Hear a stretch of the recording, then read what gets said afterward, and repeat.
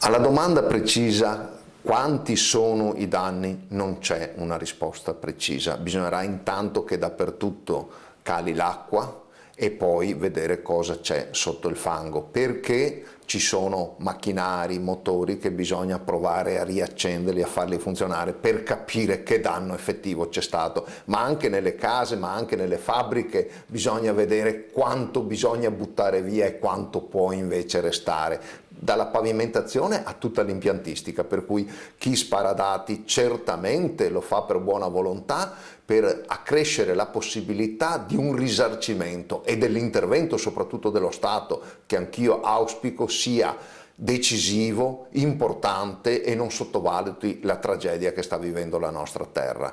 Però se si parla di cifre bisogna stare attenti. Ho sentito parlare da 100 milioni a 500 e il giorno dopo a 1 miliardo.